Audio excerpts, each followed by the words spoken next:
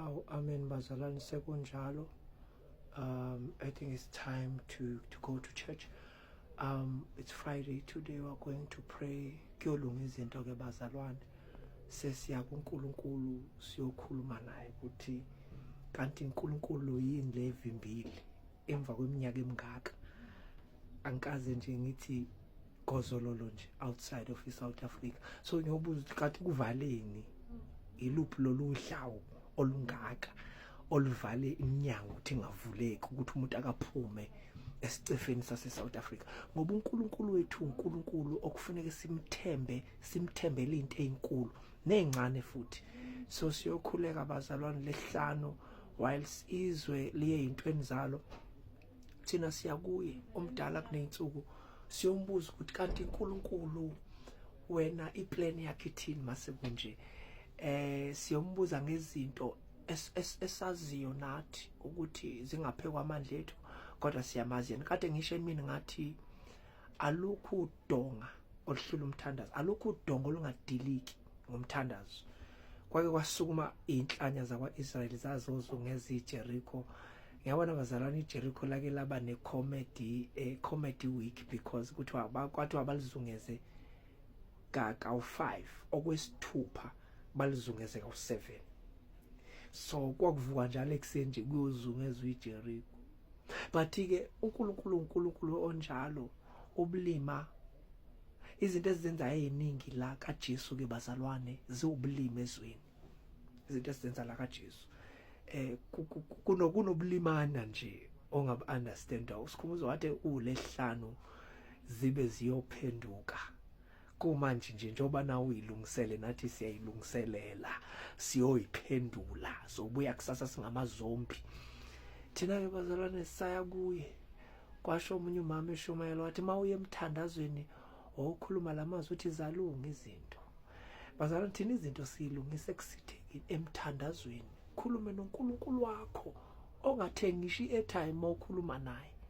Khulume naye. Sisakhona ke bazalwane kwandawo kamkhuleko njalo ngolesihlanu siyasinika ithuba nangolesithathu nanoma inini kuba nje nendawo designated endaweni la khona uhlangana noNkulunkulu uthi uNkulunkulu kanti yini vele bese yakuchazela ukuthi hayi mfana wami ukuthi nje kunohlelo konke engisayakha la kuwe uNkulunkulu ngize ngifike nje impela ngifike 30 ndoda ngingakaze nginyathele iRange Rover noma iMercedes. Ngifike 30 nje ngingakaze ngigibele ngisho ibhanoni kanti kwavalani la kimi. So sikubuza emthandazweni lokho ukuthi uNkulunkulu ngize ngifike nje impela ku-30 ngakaze ngilale nje noma 3 weeks ehotela. Awu kahleni bazalwane ngize ngifike nje impela ku-30 ngakaze ngiphume eAfrica. Phume nje iAfrica ngeke ngiyibuke ebuqama indawo nansi eAfrica nansi yana. So bazalwane, I just want to say that uthina izinto ke asiyibuzi kubantu. Satshenwa uJesu lithi iBhayibheli uJesu and he withdrew into the wilderness. Wayindoda yayinyomuluka, abantu bayashiya kwesinye isikhathi hamba ukhuluma noNkulunkulu ta uNkulunkulu kanti wena angazi noma bazalwane kuyavela yini ngalapho, angazi noma kuyavela yini ngalapho, angazi noma kuyavela yini bazalwane. Sisaya kuye singayeli ithomoyi nje kodwa siyela ukuyohlala kuye simbuze imibuzo siyophatha namaphepha nepeni. Mina ke bazalwane mangiyenkonzweni ngiphatha i-exercise phatha exercise nepeni. Into ekhulunywa osuke eqokwe umoya engcwele ukuthi uzokhuluma ngalelo langa akabhayizanga wakhuluma leyo nto ngikhona uyikhuluma ngikhona eyami. Fune ngiyithathe ngiyoyibuza uNkulunkulu ukuthi lento le kade uyisho ngikhona ubuthini bese yachaza ke. So bengisho njalo bazalwane ukuthi isikhathi sokuba bullied by abantu abasebenzisa izinto zakamoya siphelile manje. Awuhambe awuyifundisa ukuthanda. Mhlawumbe lesimo sokuthakathwa kangaka sizokufundisa ukuthandaza.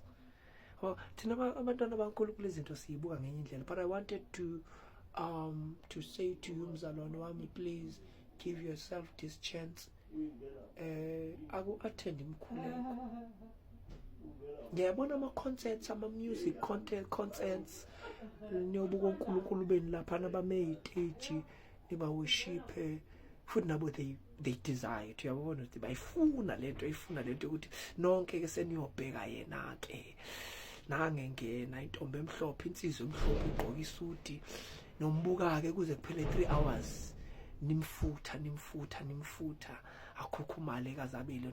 Zinhle lezo zinto ziyasiza abazalwane, ziyasiqoqozela nabo kwi-economy yabo, sifaka imali ukuthi bakwazi ukuthi bakhule banakekele imindeni yabo ngethalente labo. Kodwa ngikhuluma ngomthandazo mina, akuye emthandazweni mzalwane.